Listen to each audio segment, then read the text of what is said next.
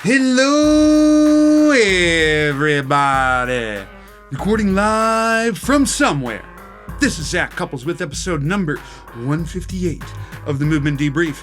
And today, folks, what we're going to do is I'm going to break your ankles because we're going to talk about assessing basketball players. Yes, ladies and gentlemen, boys and girls, children of all ages, and everyone in and all that, we are going to talk about basketball players, a population that is near and dear to my heart, because when you got someone who hoops at a very high level, their anthropometrics are different, their needs might be different than some of your other supreme clientele, and you're wondering what assessments are most useful for this population, well, your boy Big Z is going to tell you. Because your boy Big Z, the Z-Man cometh, has got a bunch of questions that have been asked by the people. They will be answered for the people by this people right here. Fam, recognize fam. Without further ado, let's debrief, shall we? The first and only question today. I only got one, but I want to go ham on this question, fam. I want to go fam on this question, you might say. But this question comes from Adam, I believe. Yes, it comes from Adam. And here's what Adam asks. I work with a lot of 6'8" or taller individuals, and they present with a new set of issues than a regular-sized athlete would present. When working with a new, taller basketball player, what are the 4 to 5 assessment exercises you would put them through, and why? Wowzers, this is an unbelievable question from the legend Adam, and I'm juiced up to talk about it because I think this population definitely, just based on their size, moves quite a bit differently. And because of that, we need to ensure that we accommodate these folks based on those movement differences. And so that's what I'm going to go into today. And the reason why I'm saying that this population is a little bit different from a movement perspective is because the physics of how they have to manage being so tall is incredible. And so there's going to be an equation that I'm going to talk about, and I'll link this in the show notes, which will be found on zachcouples.com/assessing-basketball-players. You want to check that out because I'm going to link the equation and all that into the mix, and you'll have the HD version and all that stuff that you get to watch. So I'd definitely give it a shot if you already haven't. But the equation that I'm going to reference is called the Hagen-Poiseuille equation. Hopefully I pronounced the name correctly. Probably not, but probably won't get offended by that. And basically, the equation looks at the relationship between pressure, or think about the way we generate tension within our bodies. Concentric contractions increases available pressure, and the relationship between the length of something. Now, this particular equation focuses predominantly on fluid dynamics, and when we're talking about fluid dynamics, I think that this is very relevant to us as human beings, mostly because most of us are composed predominantly of water. We're 90, depending on the age, I believe it's as low as 50% water in older individuals, and then it can get up to in the 90s. Depending on if you subscribe to some of Gerald Pollack's work, which, again, there's still some controversy surrounding that work, so take it for what it's worth. But he would argue that by cell or by molecule, we are 99% water. So point being, we are probably influenced to some extent by the principles of fluids. And so if we are mostly fluid, then it would make sense that we would be influenced by fluid properties. So the better we can understand how fluid dynamics work, that could potentially give us some insight in terms of how human movement dynamics also work. And so this equation is the change in pressure equals 8 times the dynamic viscosity, which we're not going to worry about that, length, and then Q is volumetric flow rate divided by pi to the pipe radius to the 4th power. And so they're looking at pipes in this case. And basically, the amount of pressure that is incurred is correlated with the length of the pipe in this case. So this would be just a static pipe. If you could conceive of humans being pipes to a certain extent, which is relatively true, even though we have more dynamic pipes based on our blood vessels, our nerves, things of that nature, the taller something is, or the longer something is, the more pressure is involved in that particular system. And so because of that, we can say then that taller people, based on the length, because you're looking at someone who's 6'8", they likely need to have increased pressure to accommodate their bodies. That's it. The longer the tube, the taller the person, the more pressure is involved. And so what that means then basically is those individuals need more tension to be generated to be able to move. That's why with this population, at least one factor, and there's probably others, there's probably some environmental components and things of that nature based on the sports that they play, but a lot of them will be very stiff on many movements. Ankle dorsiflexion is often limited in basketball players, so is foot dynamics. They might have limitations in hip range of motion. Squatting is going to be LOL status when we're talking about doing a more vertical-based squat. You're going to see lots of limitations movement-wise in that regard, and a contributing factor has to be because of the anthropometric differences in comparison to other individuals.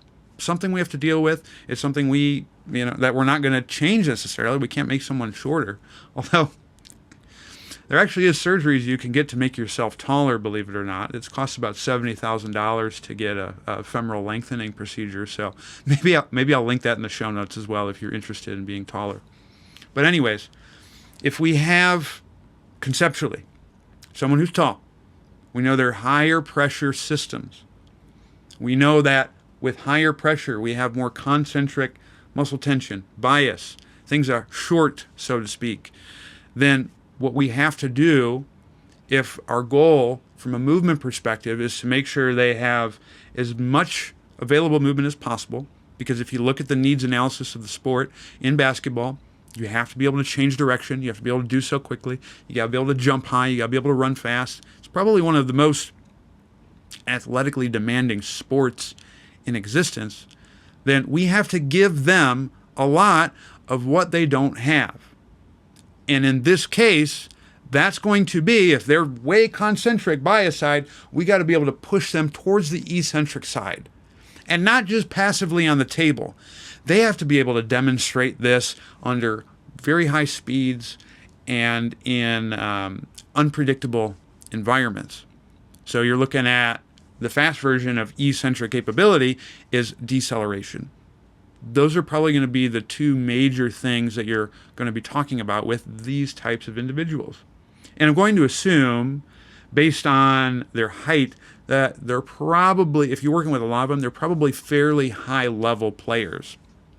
Because the taller you are, the more likely you are to make it in basketball. It's just nature of the beast. There's a selection bias in that front. And so, with that in mind, if we know conceptually from a movement perspective that tall people, a lot more tension, need eccentric capabilities, need deceleration skills, we look at that, and then we also have to look at what type of injuries is this particular population more likely to run into. That's a great question. So there's a couple studies that will be in the show notes, again, zachcouples.com/assessing-basketball-players. But these studies looked at both, there's two of them that I'm pulling from. One looked at a 17-year injury risk in NBA players. So they looked at the last 17 years of data. What type of injuries were people sustaining? And then the other one that I'm going to be looking at was a systematic review on NBA and WNBA players in terms of what injuries were most devastating with return to play. So first, let's go into the most common injuries that basketball players are going to succumb to. And the first is going to be ankle sprains. That is overwhelmingly the most common injury that a basketball player is going to sustain, without a doubt. I forget the exact numbers, but it was like a dramatic difference in terms of the number of injuries incurred from an ankle sprain in comparison to others. By far, number one, no question that that's the case. The second one is going to be knee pain, which could be patellar tendonitis, tons of different possibilities on that front. So knee pain is definitely another one that you have to look into. The third one was hamstring strains. The fourth was low back pain. And then the fifth were other ankle injuries. You'll notice that the overwhelming majority of the injuries incurred by this population was lower extremity in nature. So that's injury sustained. Which ones are going to keep you off of the court and make your return the most difficult? Well, I'm glad you asked. In that case, we have to look at essentially the four horsemen is what they're called of injuries. And these either have the longest amount of time that you're out and the greatest reduction of performance. So that means like they were looking at like their PER, which is a marker that's used to show how efficient of a player you are, among other things. So can you play at the level that you were at before? And the big four are Achilles tendon repairs. That is damn near a death sentence for this population. So please do not pop your Achilles. ACL reconstructions, although they are much rarer in the basketball population, they do happen. And so that's another one that you have to look into, and that also reduces the return to play rate. Various meniscal surgeries, which was very surprising to me. That was also one that I didn't think was going to impact play. But what it does is it does impact, I believe it was like the first year one and then year three were most impacted if you had some type of meniscal surgery. And then knee microfractures. So if you had some type of cartilaginous defect and they did a microfracture to take care of that. And out of those, the worst by far, like don't get these, would be Achilles tendon repairs and the microfracture surgery. You want to avoid those injuries at all costs, fam. Like they are no good. Having seen both of those when I worked in basketball and just seeing how their careers changed once that happened, don't get it. Don't get it. Like avoid those at all costs. But if you look at those populations, so we look at Achilles tendon repairs, meaning you got an Achilles that's popped. A lot of times, basketball players will have severe foot ankle restrictions. So perhaps working on decelerative and eccentric capabilities might be one factor that could mitigate risk that we can do as movement professionals, right? And there's a lot of other influences with this. Load management, there's other outside variables like sleep, their nutritional health, so on and so forth. And I recognize that. I'm looking at this purely from a movement perspective. How can we influence this? Same thing with knee microfracture. If you do not have full rotational capabilities at the hip and you have limited knee range of motion, which again, also both of those are very common in this particular population, then you have to look at improving eccentric and decelerative capabilities here, period. So what we're going to look at in terms of my testing, I'm going to give you 4 that I would use. Some of these are going to be passive movement, but that's not going to tell us the full story. So we're going to also look at some active things as well, because there's going to be limitations with doing just passive tests. And also, too, there's going to be limitations when we're doing active tests. We want to have full spectrum, because to break down decelerating at a very high level, we have to ensure that the range of motion is present. We have to make sure that they can demonstrate it on a low intensity scale, and then can they demonstrate the movement that we're looking for on a high intensity scale. And so I'm going to give you 4, and then I'm also going to give you 1 extra that may be interesting to consider. So the first one that I'm going to look at, but a 5 rep max squat. And the reason why I'm going to look at a 5 rep max squat is because there's actually some research supporting looking at pushing the limit of loaded squats with this particular individual or population. So I got one study that I'm pulling from, again, linked in the show notes, zachcouples.com/assessing-basketball players. So this study, it looked at professionals in, I think it was Tunisia, One team, take it for what it's worth. But they showed that 1 rep max back squats had modest correlation to sprint times. And the nice thing about this is if you could do a squat actively, it gives you an appreciation of the ability to decelerate in all of the relevant areas. Namely, I can get ankle dorsiflexion, which is needed for deceleration. I'm going to get knee flexion, which is needed for deceleration. And then I'm going to be able to differentiate if the pelvis can do what it needs to do from a decelerative capability, namely counter-nutate. That is the deceleration position. Now, interestingly enough, with this, I opted for a 5 rep max, and I don't know if I would use a back squat. And there's a couple reasons why that is. First, let's go into why am I not going to do 1 rep max? If you've ever worked with basketball players, it is not part of the culture to lift a lot of weights.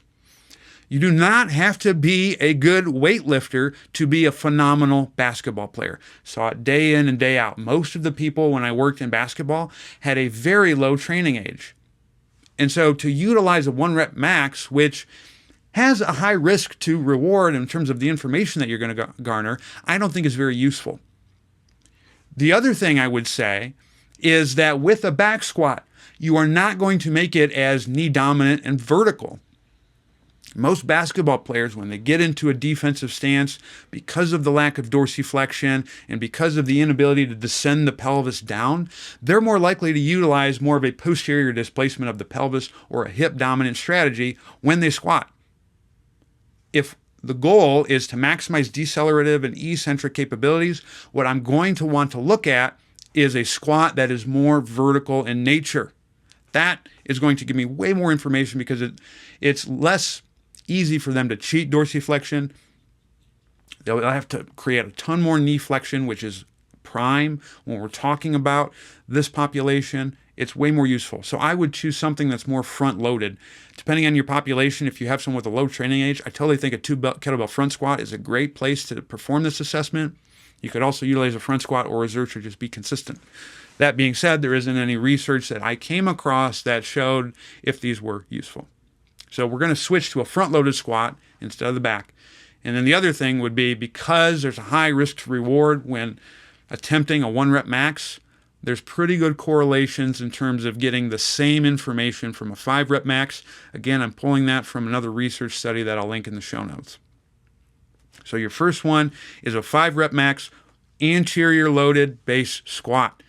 This is going to be useful because it gives us some ideas in terms of how well they can decelerate under load, especially if you keep it fairly standard where the feet are pointing forward and you're trying to push the knees forward and stay vertical. If they can't get all the way down or they're doing something funky, then you know at least when they're producing force or they're stressed under load that they might not have full decelerative capabilities. And then it gives you a quantifiable measure that you can also look at. So that's another thing that's important with using a 5 rep max squat. So I like that. So there's our active test. Now what we're going to do from a passive test perspective is I want to break down, and if we have someone who's limited squat-wise, we want to know where are the contributing factors with their inability to get into an ATG squat, which is going to be very rare for that population. First one I'm going to look at is hip flexion. And the reason why I like hip flexion is because depending on where the restriction is, especially if you are a stickler with how it's being performed, then you can get some really good information from that. Namely, you're going to be able to tell if they have a loss that's more of external rotation in nature or posterior expansion or internal rotation in nature, aka anterior expansion. So if you do that, then what's going to be nice about that is you're going to be able to better target your interventions. But the key when you're performing hip flexion is you have to be mindful to see if they're picking up any ancillary movements that shouldn't be there. When you're testing hip flexion, you want to make sure that it occurs at the hip. If you perform hip flexion and you start to notice that the abdominals crunch, that they get some rounding through their back. And a lot of times you'll see that. You'll see the changes in the dimensions of the ab wall.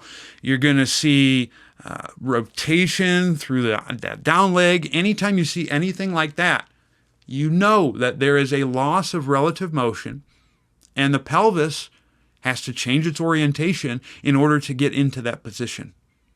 So being a stickler with how you're performing the test is going to give you better ideas in terms of where you need to target your interventions. And if you notice a change very early in the range, then that gives you an idea of, okay, I'm seeing a change. It's earlier in the range. What should I do? I might need to work on more external rotation-based stuff. And so maybe that involves some rolling. Maybe that involves squatting, whatever you got. If it's more mid-range, then you know that you can look at something that is more internal rotation-based in nature. Maybe that's focusing on hinging. Maybe that's split squatting. Split squatting actually would be really good because then you could get some ankle dorsiflexion. A lot of options in that regard. If you are really looking into hip flexion, it can give you tons of insight in terms of what's going on at the pelvis. The next passive test that I would look at is ankle dorsiflexion. This one is super useful. And if in regards to its relationships to some important injuries, again, I'll link another study in the show notes, but limited dorsiflexion shows an increased risk of developing patellar tendinopathy, which is the knee pain, is the number 2 injury on that list in NBA players. So if you have someone who has ankle dorsiflexion limitations, you probably need to know that that exists and what to do about it. So we can look at that. It'll also give you an idea of what movements you might need to work on at the foot-ankle complex. If dorsiflexion is limited, dorsiflexion is paired with calcaneal eversion. If you do not have calcaneal eversion, it's going to be very difficult for you to really get full internal rotation capabilities. So those peeps who are stuck at a parallel squat and they can't break below that, you see their feet spin out, all of those things, you might want to look at ankle in that sense to see if you can get some improvements in eversion capabilities, because ankle eversion, calcaneal eversion, allows full dorsiflexion to occur because it allows the foot to flatten better because it changes the bony position of your mid-tarsals. So ankle dorsiflexion, super useful, really important. I will usually test this passively on the table. I know that the wall ankle drill is very common. And again, if you're someone who's not allowed to put your hands on someone, it could potentially be useful. But what I've found with testing the wall ankle drill is it's really easy to cheat it somehow. You can get someone who's really good at flattening through the midfoot, and that can mask the calcaneal eversion restriction, which is incredibly common. Also, too, you could see changes in pelvic orientation because now you have to deal with being in half kneeling and making that rock solid, which good luck in this particular population because that's probably not going to happen. I'd rather test it on the table. You're looking for, if you could get to 10 degrees on a hooper, that would be game-changing. But 10 to 20 degrees is generally the goal on that front. So those would be your more movement-based tests. The issue is they're either slow speed or you're not getting much movement because a lot of them are passive. So now we got to kick it up a notch, Emeril Lagasse style, and look at some other tests that are at a little bit higher speed. And so my last one, and I'll admit I cheated on this one, but the last one that I would look at is hop testing. And the reason why I say I cheated is because when you look at hop testing, it's actually a cluster of 4 tests. But these are very useful tests at return to play based things. They're very well researched. And what I like about them is they give you an idea of single leg power. You can get some discrepancies side to side that might be noteworthy as well. So I think it's useful to look at something like this in a faster speed. And the 4 tests are the single leg hop, so you hop as far as you can. The triple hop, 1, 2, 3, hop as far as you can. Crossover hop, what that one is there's a line down the middle and you're taking a single leg and you're just hopping across the line. It's almost like a 45-degree hop on that front over the line. And then the last one is a 6-meter timed hop. generally, if you can get an above 80% symmetry, injury risk tends to be decreased. But here's the issue. You could have someone who's symmetrical, but maybe in order to make it more symmetrical, they could have a drop-off in some of their passive measures. Or maybe they've changed their strategy on the 5-rep max front squat or front-loaded squat. To me, that is an undesirable trade-off, because essentially what they've done to perform that hop testing at a higher level is they've sacrificed eccentric and decelerative capabilities. So the nice thing about clustering all this together is that you can look at the entire data set to see if you're changing in a positive direction. It might almost be more desirable if I have someone who has a performance decrement in the hop testing, or maybe there's even an asymmetry, but they've done so by maximizing more ankle range of motion, more hip range of motion, and a better squat. That might be a worthy trade-off for someone, because now they have better ability to change direction, they have better force absorption capabilities, and that may mitigate injury risk. And there's a lot of other tests you could potentially look at, but I wanted to choose stuff that had minimal equipment needed, and I think these 4 will get you pretty far. The limitations is you can't really tease out if there's an eccentric limitation, an isometric limitation, a concentric limitation. You can't really tease out the range of motions that you need to go after. And the other thing that we're missing with this is you're going to be limited because you're not going to be able to test things that are more in-game. Because when I'm doing things where I have now a defender in play, that's going to change the context of things. The other issues that we're limited with is we're not getting much side-to-side and change of direction stuff. But the reason why I chose these tests is they're kind of hitting movement capabilities in the important areas for this particular population, which is namely lower extremity, ankles, knees, hips, all of that. And to me, I think you can get pretty far with just those 4. Now, I'm going to throw you a little curveball because I was doing some research for this, and I thought this was pretty interesting in terms of what could be a potential 5th test. And it kills me, folks, to say this could be the 5th test. But the 5th test actually would be body fat percentage. And it actually, again, small sample size. This was like a size of 14 professional basketball players. But body fat percentage has a 0.8% correlation to agility testing.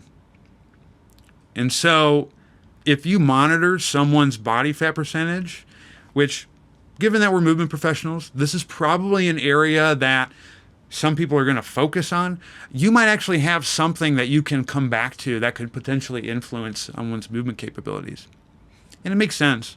If you have more body fat or you have a lot of central adiposity, that could potentially be a structural issue that limits your ability to change direction and decelerate. And so it may be something that you might look into. And the reason why I say that it kills me to admit this is when I was in basketball, that was something that everyone harped on. What was their body fat? What was their body fat? What was their body fat? I'm like, what the hell does this have to do with basketball? Like there were some people who had higher body fat percentages who could frickin' hoop like to the next level. And I always thought that there were so many other things that we could focus on instead. And I think potentially some of this was on me because it was also very hard to change that number, because there's really a lot of factors that go into having good body composition. You have to have your diet on point. You have to be sleeping well. You got to be physically active. All this stuff. And trying to get some people to buy into that can be really challenging. And I think that's probably why I would get so frustrated that was so important. But again, that's a challenge on me to get better. But I bring this measure up because I thought it was interesting, and admittedly I was wrong on this front. And I think it's something that you could potentially look at. And the nice thing is, if you got a cheap set of calipers on Amazon, they're like $8. It's something that you can track consistently, and also too, considering we're movement professionals, fitness professionals, it could be a worthwhile measure to look into. So the big thing with this population in general. Tall people need to have eccentric and decelerative capabilities, especially in basketball and especially in the lower extremity, considering the injury risk. I would look at squatting, hip range of motion, ankle range of motion, and hop testing as my big four. The bonus test would be body fat percentage. And if you can improve those measures, there's a good chance that you can eliminate injury risks that are isolated to movement-based activities. Is it going to be the panacea? No, because there's a lot of other factors like load management, among other things that you have to look into. But to me, these tests are low barrier to entry, low equipment, and can be really important and useful for helping your supreme basketball clientele. Folks, I think that's a good stopping point for us today. But before you go away, Human Matrix, the seminar. If you want to learn how to squat better with your supreme clientele, because you got hoopers, you're like, oh man, I could definitely use some help with that. Well, then you want to check it out. The next one actually is Wyckoff, New Jersey, but I believe we sold out, folks. So sorry, can't make it. But if you are in Philadelphia, October 23rd and 24th, we got one there. November 6th and 7th, Charlotte, North Carolina. November 20th, 21st, in Colorado Springs. And December 4th and 5th in wonderful Las Vegas, Nevada.